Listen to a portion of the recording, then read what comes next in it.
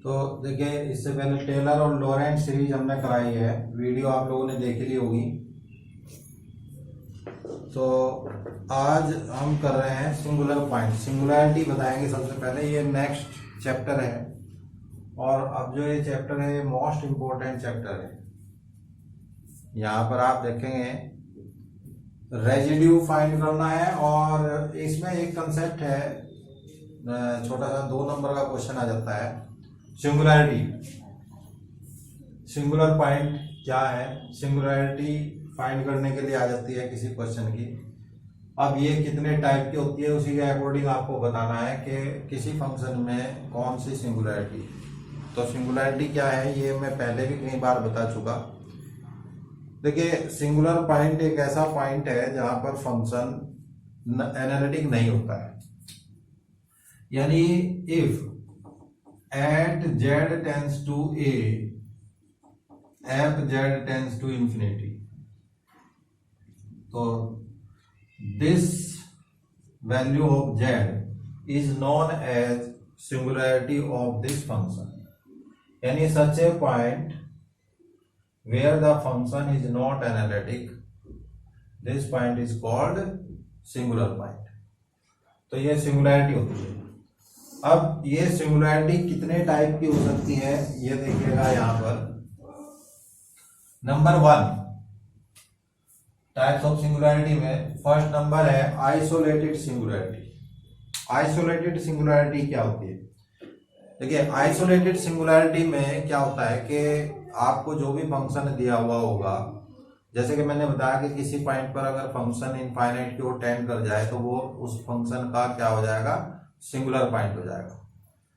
तो हम ऐसे पॉइंट देखते हैं फंक्शन के लिए जहां पर फंक्शन टेंड्स टू इनफाइनाइट हो जाए। अब देखिए, पहला फंक्शन आप देखिए F Z is equal to 1/z-1 and z-2। z is equal to 1 and 2 पर एफ जेड क्या है, टेंड्स टू इनफाइनाइट। तो यहां z इक्वल टू 1 एंड 2 पर जब फंक्शन इनफाइनाइट की ओर टेंड कर रहा है, that means these 2 points are singular point. तो ये इस फंक्शन की सिंगुलैरिटी होगी। अब हमें इस सिंगुलैरिटी को एक नाम देना है कि ये कौन सी सिंगुलैरिटी है। तो देखिएगा सिंगुलैरिटी कौन सी है। देखिए, 1 और 2 के नेबरहुड में और कोई सिंगुलैरिटी नहीं मिलती, यानी एक ऐसा पॉइंट जिसके नेबरहुड में उसके अलावा कोई और सिंगुलैरिटी ना मिले। नेबरहुड की बात कर रहे हैं हम, ये नहीं कि हम किसी बिग डिस्टेंस पर दूसरा पॉइंट मिल रहा है उस पर सिंगुलैरिटी मिल नहीं। नेबरहुड का मतलब है कि उससे मिलता हुआ पॉइंट। अगर उससे मिलते हुए पॉइंट पर फंक्शन इनफाइनाइट की ओर टेंड हो जाए तो इसका मतलब उसके नेबरहुड में एग्जिस्ट कर जाएगा। जैसे 1 है और 1 के बाद 1.00001 पर भी सिंगुलैरिटी मिल रही है, यानी इस पर भी वैल्यू 0 हो रही है। तो और 1.00002 पर भी 0 हो रहा है। तो इस तरह से 1 के नेबरहुड में वैल्यू मिल रही है। तो अगर नेबरहुड की वैल्यू मिल जाएंगी तो 1 आइसोलेटेड सिंगुलैरिटी नहीं होगा। लेकिन अगर इसके नेबरहुड में कोई ऐसा पॉइंट ना मिले जिस पर फंक्शन की वैल्यू इनफाइनाइट की ओर टेंड कर जाए, तो ये 1 जो है क्या कहलाएगा, आइसोलेटेड सिंगुलैरिटी कहलाएगा। तो ऐसे पॉइंट जिनके नेबरहुड में कोई दूसरी सिंगुलैरिटी ना मिले, ऐसे पॉइंट को हम क्या बोलते हैं, आइसोलेटेड सिंगुलैरिटी बोलते हैं। अदरवाइज क्या हो जाएगी, वो नॉन आइसोलेटेड हो जाएगी अगर नेबरहुड में मिलते हैं। तो इसके साथ साथ ये नॉन आइसोलेटेड सिंगुलैरिटी भी यहीं पर कवर हो गया कि अगर नेबरहुड में पॉइंट मिलते हैं तो समझ लीजिए वो सिंगुलैरिटी कैसी होगी, नॉन आइसोलेटेड होगी। जिसका एग्जांपल है हमारे पास, देखिए second example number non isolated singularity का एग्जांपल देखिएगा। F Z is equal to 1/sin π/z। अब हमें ये मालूम है कि जो डिनोमिनेटर है उसको 0 ले लिया जाता है सिंगुलैरिटी के लिए। तो यहां पर ये फंक्शन टेंड्स टू इनफाइनाइट होगा, F Z tends to infinite if sin π/z is equal to 0। Clear हो गई ये बात? तो ये वैल्यू किसकी होती है? अगर मैं वैसे देखूं तो यहां पर ये value π/z is equal to n pi. तो जेड की वैल्यू क्या, पाई से पाई कैंसिल होगी, जेड इक्वल टू 1/n। तो अब आप देखिए कि यहां n की जो वैल्यूज हैं अगर हम पुट करते चले जाएंगे 1, तो फिर 2 लेंगे 1/2, 1/3, 1/4 एंड सो ऑन। और एक पॉइंट मिलेगा जीरो कब, जेड की वैल्यू जीरो कब मिलेगी, जब n की वैल्यू बहुत ही लार्ज हो जाएगी। और ये जीरो एक ऐसा पॉइंट मिलेगा आपको जिसके नेबरहुड में बहुत सारे पॉइंट मिल जाएंगे जिन पर ये लगभग जीरो होगा, ठीक है, क्योंकि एग्जैक्टली जीरो तो यहां पर कभी आपको मिलेगा ही नहीं। n टेंस टू इनफाइनाइट कहेंगे कि n टेंस टू इनफाइनाइट पर ये वैल्यू जीरो है। अब इनफाइनाइट क्या है, इनफाइनाइट कुछ नहीं होता है, ये एक लार्ज नंबर होता है, ठीक है ना। तो ये बहुत ही लार्ज नंबर है, तो जब ये लार्ज नंबर है तो उससे और भी बड़े लार्ज नंबर होंगे, तो उसके आसपास बहुत सारे लार्ज नंबर होंगे, तो उन सभी वैल्यूज पर जेड की वैल्यू हम क्या मान लेते हैं कि जीरो है। तो इसका मतलब है कि जीरो के आसपास बहुत से नेबरहुड मिल जाएंगे। तो that means Z equal to zero जो है यहाँ एक ऐसा पॉइंट हो गया जिस पर ये फंक्शन टेंस टू इनफाइनाइट होगा, टेंस टू इनफाइनाइट होगा, एनालिटिक नहीं होगा। और साथ में इस जीरो के नेबरहुड में ऐसे बहुत सारे पॉइंट हैं जिन पर ये फंक्शन टेंस टू इनफाइनाइट है, दैट मीन्स नॉट एनालिटिक है। तो it means this point z equal to zero is known as non isolated singularity, और नॉन आइसोलेटेड सिंगुलैरिटी। क्लियर होगी बात। अब यहां इसके बाद चलते हैं रिमूवेबल सिंगुलैरिटी के बाद। रिमूवेबल सिंगुलैरिटी पर चलते हैं तो यहां पर फंक्शन देखिए F z equal to z minus a upon z minus a. तो ये तो क्लियर समझ में आ गया होगा, isolated and non isolated. Isolated अगर कोई सिंगुलैरिटी है z इक्वल टू 1 और 2, जैसे कि आप बताया था, इसके नेबरहुड में कोई पॉइंट नहीं है जिस पर ये फंक्शन इनफाइनाइट की ओर टेंड करे, इसलिए ये आइसोलेटेड है। और अगर ऐसा हो जाए तो वो क्या हो जाएगी, नॉन आइसोलेटेड, जैसे कि ये हमने बताया। अब बात चलते हैं रिमूवेबल सिंगुलैरिटी पर चलते हैं। रिमूवेबल सिंगुलैरिटी क्या है, तो जाहिर सी बात है, नाम से ही पता चल रहा है कि वो सिंगुलैरिटी अगर रिमूव हो गई, अगर देखिए मैं यहां पर z इक्वल टू ए ले लूं तो ये फंक्शन क्या हो जाएगा, इनफाइनाइट की ओर टेंड हो जाएगा। लेकिन इसको हम रिमूव कर सकते हैं, कैसे रिमूव कर सकते हैं, तो अगर मैं एफ जेड यहां limit z tends to a, limit z tends to a पर फंक्शन की वैल्यू क्या है, sine z minus a upon z minus a. Limit z tends to a sine z minus a का expansion अगर यहां रख लिया जाए तो z माइनस ए का cube upon factorial 3 and plus z minus ए की पावर 5। तो z माइनस ए यहां कॉमन लेंगे और ये कैंसिल हो जाएगा। तो limit z tends to a 1 minus z minus a का square by factorial 3 plus z minus ए की power 4 by factorial 5 and so on. तो z इक्वल टू ए रख दीजिएगा तो वैल्यू क्या आ गई, 1 आ गई। तो एक ऐसा पॉइंट जिस पर फंक्शन क्या हो जाए, फाइनाइट हो जाए, यानी वो सिंगुलैरिटी वहां से रिमूव हो गई। z इक्वल टू ए पर ये फंक्शन की वैल्यू इनफाइनाइट दिखाई दे रही है, लेकिन क्या होता है, ये रिमूव हो सकती है। अगर हम इसकी वैल्यू निकालते हैं तो ये रिमूव हो गई। तो ऐसी सिंगुलैरिटी को हम क्या बोलते हैं, रिमूवेबल सिंगुलैरिटी बोलते हैं। क्या बोलते हैं, रिमूवेबल सिंगुलैरिटी ऐसी है कि अगर कोई पॉइंट ऐसा मिल जाए जिस पर आपको दिख रहा है कि इस पर ये फंक्शन इनफाइनाइट हो सकता है, लेकिन आफ्टर सॉल्यूशन ये रिमूव भी हो सकता है। तो हमने इसको सॉल्व किया, साइन z माइनस ए को एक्सपेंड कर लिया अपॉन z माइनस ए है, तो z minus A through out common लेकर कैंसिल हो गया। अब आप z इक्वल टू ए रखेंगे तो इसकी वैल्यू क्या मिल गई, 1 मिल गई। तो फाइनाइट वैल्यू मिल गई। ये एक ऐसा पॉइंट जिस पर फंक्शन की वैल्यू फाइनाइट हो जाए तो वो कैसी सिंगुलैरिटी हो जाती है, रिमूवेबल सिंगुलैरिटी हो जाती है, यानी वो रिमूव हो चुकी है उस फंक्शन से, इसलिए इसको रिमूवेबल सिंगुलैरिटी बोलते हैं। नेक्स्ट होती है एसेंशियल सिंगुलैरिटी। जिसके लिए एग्जांपल आपके पास यहां रखा हुआ है साइन 1/z-a। देखिए जब हम किसी पॉइंट पर ये देखते हैं कि इस पॉइंट पर फंक्शन की वैल्यू इनफाइनाइट तो है, बट उस फंक्शन की जो वो पावर है, वो जो टर्म है जिस पर z इक्वल टू ए पर ये इनफाइनाइट हो रहा है, तो z माइनस ए जो फैक्टर है इसकी यहां पर इनफाइनाइट तक नेगेटिव पावर है। तो जैसे फाइनाइट टर्म ना हो इस तरीके से इसको एक्सपेंड कर लीजिए। सबसे पहले 1/3 1/z माइनस ए का क्यूब प्लस 1/5 1/z माइनस ए की पावर 5 अप टू डेड। तो यहां पर आप देख रहे हैं कि z माइनस ए की पावर -1, z माइनस ए की पावर -3 हो जाएगी, z माइनस ए की पावर -5 और इनफाइनाइट तक। तो there are infinite number of terms of z minus A to the power negative. तो z माइनस ए की नेगेटिव पावर की जो टर्म्स है यहां पर इनफाइनाइट। तो जब ऐसा हो जाए तो z इक्वल टू ए जो पॉइंट होगा वो एसेंशियल सिंगुलैरिटी कहलाएगा, ठीक है ना। हालांकि z माइनस ए ऐसे एक्सपेंशन में यहीं से आगे निकलता है पोल। जब हम पोल की बात करेंगे तो यहां पोल के अंदर दो बातें हो जाती हैं कि जब इस पोल की पावर जो है इनफाइनाइट की ओर टेंड कर जाए तो वो ऑर्डर बनने शुरू हो जाएंगे उसके। इनफाइनाइट ऑर्डर का हो जाएगा, कोई n ऑर्डर का हो जाएगा, कोई 3 ऑर्डर का हो जाएगा।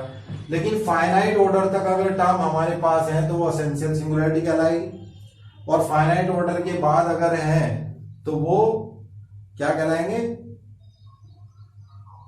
सॉरी, फाइनाइट ऑर्डर तक अगर है तो वो पोल कहलाएंगे, और फाइनाइट ऑर्डर के बाद यानी इनफाइनाइट तक है तो वो एसेंशियल सिंगुलैरिटी कहलाएगी। उल्टा बोल दिया था। तो एसेंशियल सिंगुलैरिटी वहां पर कौन सी होगी, यदि किसी फैक्टर की नेगेटिव पावर कहां तक चली जाए, इनफाइनाइट तक चली जाए, तो उसको एसेंशियल सिंगुलैरिटी कब बोलते हैं। अब बात आती है पोल की, पोल्स। अब पोल की क्या बात करते हैं, देखिए जैसे कोई भी function f Z is equal to दे दिया गया 1/z माइनस ए। दूसरा फंक्शन मैंने ले लिया f z equal to 1/z minus ए की पावर 3, या फिर f Z is equal to 1/z minus A to the power m finite number है कोई। तो देखिए यहां पर ये फंक्शन टेंस टू इनफाइनाइट होगा at z equal to a, ये भी टेंस टू इनफाइनाइट होगा at z equal to a, ये भी टेंस टू इनफाइनाइट होगा at z equal to a. तो ये वाला जो सिंगुलैरिटी की बात कर रहे हैं हम, ये वाला जो पोल है ये सिंपल पोल कहलाएगा। ये कैसा पोल कहलाएगा, सिंपल पोल। जिसकी पावर 1 होगी उसको बोलते हैं हम सिंपल पोल। अब यहां पर z माइनस ए, ये फंक्शन भी टेंस टू इनफाइनाइट है eight z equal to a पर, बट इसकी पावर कितनी है 3, तो ऊपर ले जाएंगे तो 3 नेगेटिव पावर हो जाएगी, तो इसका ऑर्डर कितना हो गया 3 हो गया, ऑर्डर इक्वल टू 3। तो z equal to A is a pole of order 3, ऐसे बोलेंगे इसको, z equal to A is a pole of order 3। Similarly यहां पर चलते हैं, तो z इक्वल टू ए पर ये इनफाइनाइट की ओर टेंड कर रहा है, तो इसका मतलब ये हुआ z इक्वल टू ए भी क्या है, सिंगुलैरिटी है, और ये सिंगुलैरिटी कैसे होगी, इसकी पावर m है तो ऑर्डर m की, तो इसको बोलेंगे z equal to A is a pole of order m। बात क्लियर हो गई। तो ये 5 टाइप की सिंगुलैरिटी हमारे पास थी, जहां पर इस पहली एक्सरसाइज सिंगुलैरिटी पर ही डिपेंड है। इसमें आपको क्वेश्चंस दे जाएंगे और आपको बताना है कौन सी सिंगुलैरिटी है। 2 नंबर का क्वेश्चन आएगा सिर्फ। अब जैसे कि एक्सरसाइज में ही मैं 1-2 क्वेश्चन में बता देता हूं, सिर्फ 2 नंबर का क्वेश्चन आना है, कंसेप्ट क्लियर होना जरूरी है। अब आप मुझे बताएं, खुद ही बता देंगे, z-2 एंड z-3 ये एक फंक्शन दिया हुआ, बताइए यहां पर सिंगुलैरिटी फाइंड आउट करनी है और उस सिंगुलैरिटी का नाम बताना है क्या है, कौन सी सिंगुलैरिटी है। यहां यहां z equal to 2 and z equal to 3 दो ऐसे पॉइंट है जिस पर फंक्शन टेंस टू क्या है, इन्फिनिटी। ठीक है ना। तो ये आइसोलेटेड सिंगुलैरिटी हो जाएगी। आइसोलेटेड क्यों होगी, क्योंकि इनके नेबरहुड में कोई भी पॉइंट ऐसा नहीं है जिस पर ये फंक्शन टेंस टू इनफाइनाइट हो जाए। तो एक तो ये आइसोलेटेड हो जाएगी, दूसरी क्या होगी, दूसरा नाम क्या है इसका, ये सिंपल पोल भी है। दोनों ही कैसे हैं, सिंपल पोल है। क्लियर। तो अगर आपको इनके नाम बताने हो तो ये आइसोलेटेड और सिंपल पोल है। तो सिंपल पोल में z इक्वल टू 2 भी ऑर्डर 1 का है, z इक्वल टू 3 भी ऑर्डर 1 का है। क्लियर होगी बात। नेक्स्ट,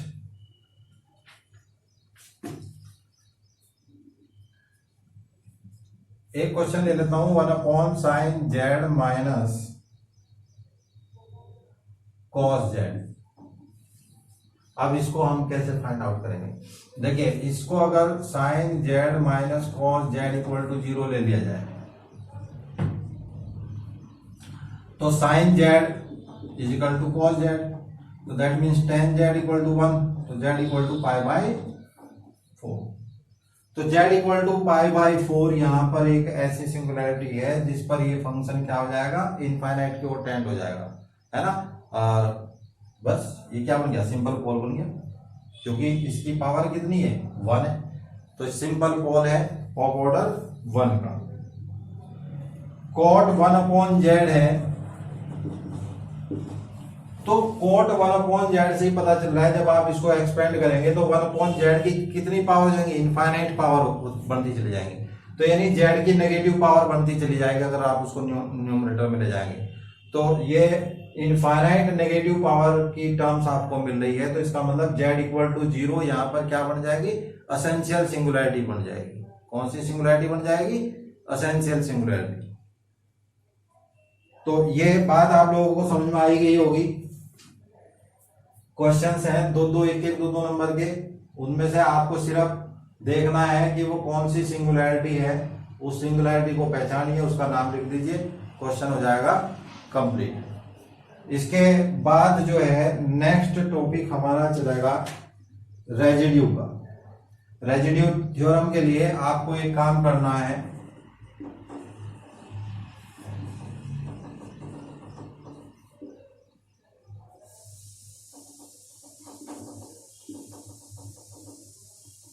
लॉरेंट थ्योरम की मैंने आपको वीडियो भेजी हुई है।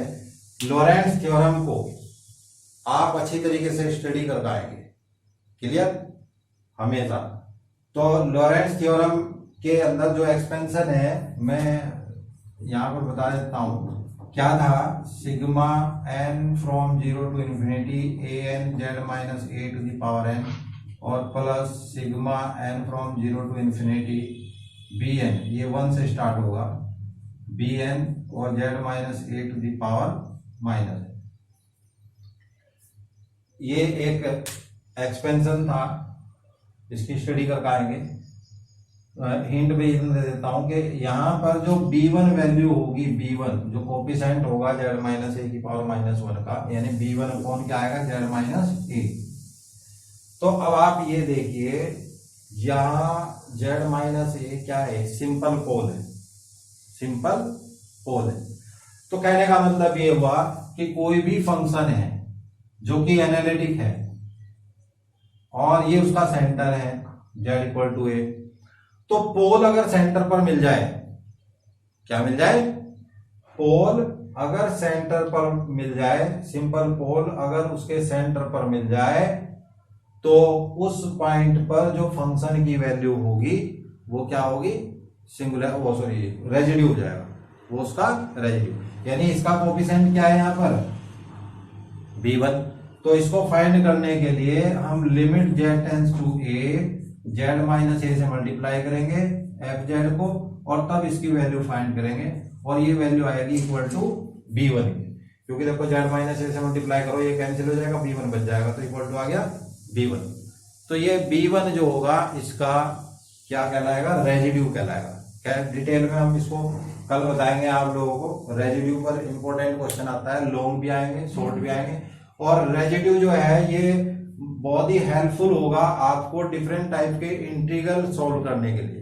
कॉम्प्लेक्स इंटीग्रेशन का जो यहाँ पर एक कंसेप्ट आएगा आगे, और डिफरेंट टाइप के कुछ पर्टिकुलर टाइप के कुछ इंटीग्रेशन होते हैं जिनको डायरेक्टली इंटीग्रेट नहीं किया जा सकता, या जिस टाइप के इंटीग्रेशन आप पहले भी करते आए हैं और उनको इजीली हम कैसे कर सकते हैं, या बाय कॉम्प्लेक्स इंटीग्रेशन कैसे कर सकते हैं, या बाय रेजिड्यू कैसे कर सकते हैं। तो यहाँ रेजिड्यू का एक ऐसा कंसेप्ट आएगा जिसके द्वारा आप उन इंटीग्रेशन को इजीली सॉल्व कर लेंगे। ठीक है ना। तो रेजिड्यू आपको बताएंगे कल। आज ये सिंगुलैरिटी आप कर पाए, और साथ में मैं आपको बता रहा हूँ